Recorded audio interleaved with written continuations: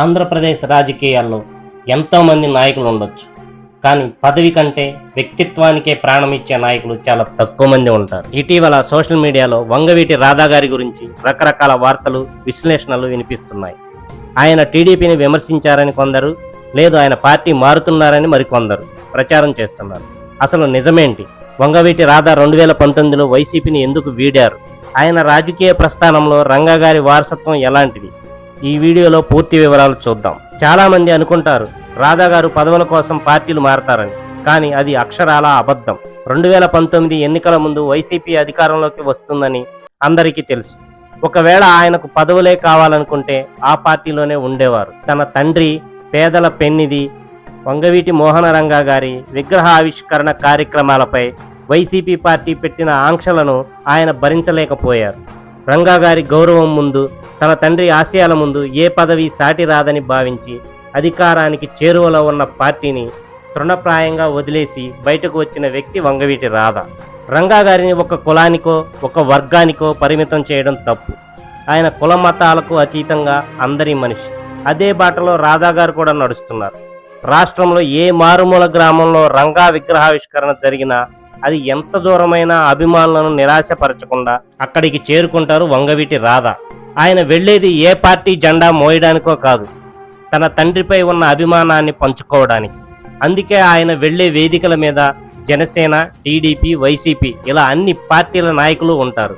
వారందరినీ ఒకే వేదికపైకి తీసుకురాగలిగే శక్తి ఒక్క రంగా గారి పేరుకే ఉంది. ఇక ఇటీవల తుని నియోజకవర్గం డి పోలవరంలో జరిగిన విగ్రహ ఆవిష్కరణ గురించి మాట్లాడుకోవాలి.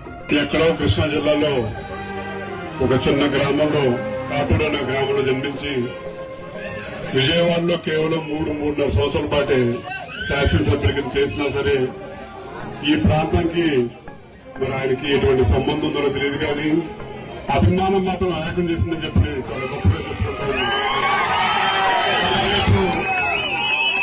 మన ఇంట్లో ఎవరన్నా మరణిస్తుంటే వాళ్ళ ఏ సంవత్సరం మరణించారు, ఏ రోజు మరణించారో కూడా మర్చిపోయారు తెలియదు. కానీ ఇప్పుడు 1988లో భౌతికంగా దూరమైనా సరే ప్రతి ఒక్కరి గుండెల్లో ఎల్లప్పటికీ ఒక స్థానం సంపాదించిన నాయకులు చెప్పుకుంటా ఉన్నాం.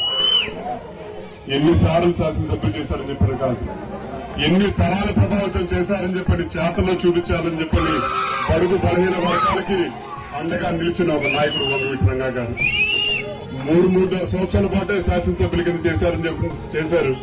కానీ 3.5 దశాబ్దాల తర్వాత కూడా ఇవాళ దారి పొడుగున కుర్రవాళ్ళు ప్రతి ఒక్కరిని ఎవరు కనీసం పుట్టలేదు. పుట్టకపోయినా సరే మీ గుండెల్లో రూపం ఎలాగుంటుందని చెప్పంటే అది మా గ్రామంలో పోలవరంలో రంగా గారి విగ్రహం ఏర్పాటు ఈ కార్యక్రమం ఏర్పాటు చేశారు. ఈ విగ్రహం ఏర్పాటు చేసిన సభ్యులందరికీ ప్రతి ఒక్కరికి పేరు పేరున ధన్యవాదాలు తెలియజేసుకుంటూ మీ ఆశీర్వచనం ఎల్లప్పటికీ ఈ వేదిక మీద ఉన్న గణేష్ కి కార్యక్రమం ఉందని చెప్పినాడు. మన జకంపూడి గణేష్ కి, మన తాడిశెట్టి రాజాకి భవిష్యత్తులో కూడా ఉండాలని చెప్పి కూడా మీ అందరినీ ఆశీర్వచనమే వాళ్ళకి అండ.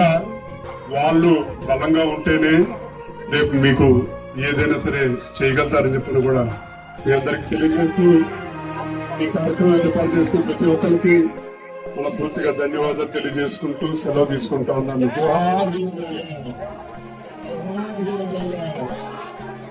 అక్కడ వైసీపీ, టీడీపీ నాయకులు అందరూ పాల్గొన్నారు. రాధా గారు మాట్లాడుతూ నాయకులు ఒకరికొకరు అండగా ఉండాలి అని పిలుపునిచ్చారు. అది సామాజిక బాధ్యతగా అందరూ కలిసి ఉండాలనే ఉద్దేశంతో అన్న మాట. కానీ కొందరు దీన్ని వక్రీకరించి ఆయన టీడీపీపై అసంతృప్తిగా ఉన్నారని, వైసీపీ వైపు చూస్తున్నారని ప్రచారం చేస్తున్నారు. ఆయన ఏనాడు తన స్వార్థం కోసం పార్టీల గురించి మాట్లాడలేదు. కేవలం రంగా గారి ఆశయాల గురించి మాత్రమే మాట్లాడతారు. పదవుల కోసం వ్యక్తిత్వాన్ని మార్చుకునే అలవాటు ఆయన రక్తంలోనే లేదు. రాజకీయాల్లో వ్యూహాలు ఉండొచ్చు, కానీ వంగవీటి రాధా గారి విషయంలో కేవలం అభిమానం, ఆశయాలు మాత్రమే ఉంటాయి. ఏదో ఒక చిన్న సంఘటనను పట్టుకుని ఆయన వ్యక్తిత్వాన్ని తక్కువ చేసే ప్రయత్నం చేయడం ఎవరికీ మంచిది కాదు. ఆయన ప్రయాణం ఎప్పుడూ రంగా గారి అభిమానుల కోసం, ప్రజల కోసమే.